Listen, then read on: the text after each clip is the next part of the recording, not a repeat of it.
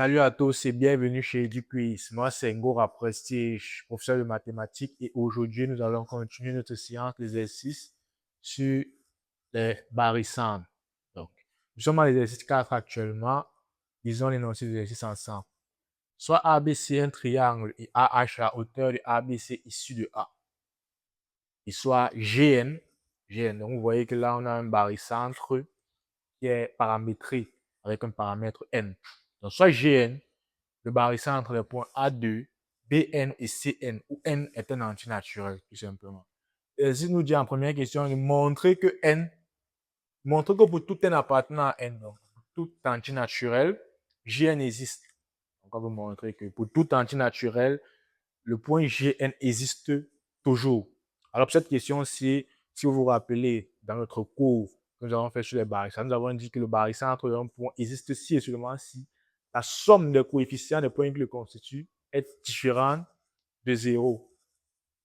Donc, lorsque cette somme est différente de 0, alors le barycentre existe. Donc, ici, à la première question, pour montrer que pour tout un appartenant à Ngn existe, il suffit tout simplement de montrer que la somme en fonction de n. Donc, vous avez là 2, vous avez n, et vous avez n. Donc, vous devez montrer que pour tout un appartenant à n, la somme 2 plus n est toujours différente de 0. Ensuite, deuxième question, on demande de montrer que pour tout un appartenant à n, G appartient à AH. Là, pour moi ici, Gn. Donc, pour tout un appartenant à n, montrer que Gn appartient à AH. Donc, ici, pour montrer que Gn appartient à AH, vous devez écrire Gn comme barycentre des points A et H. Donc, par définition, vous savez qu'on vous a déjà dit Gn est barycentre du système A2, Bn et Cn.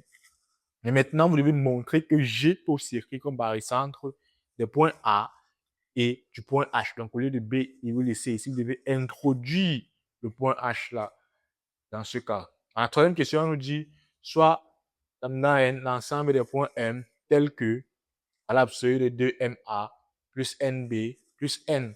Donc pour moi, MB plus N, MC égale à NV. La question me demande de montrer que lambda n est un cercle contenant A, dont on précisera le rayon. Donc, vous devez montrer que l'ensemble des points lambda n est un cercle contenant A, dont on doit préciser le rayon. Alors, pour faire ça, bien évidemment, vous devez toujours introduire le point Gn ici, puisqu'on vous a dit que Gn est barycentre de ceci. Et dans l'autre exercice, vous avez déjà calculé, s'il faut dire l'exercice 3, l'exercice 4, c'est un peu la suite de l'exercice.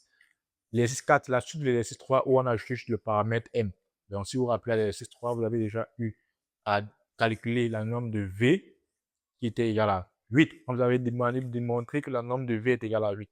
Donc, c'est le seul résultat que vous allez vous servir pour résoudre cette question.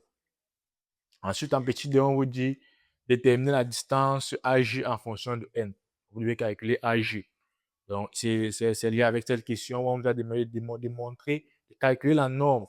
Quand vous allez calculer la norme sur le vecteur-ci, de MA plus MB plus MC, vous allez vous rendre compte que ça peut sortir sous la forme AG. Je ne sais pas, à vous de voir et de calculer. Et donc, la norme de ce vecteur reviendra à la distance AG. Donc, vous devez l'exprimer en fonction de N.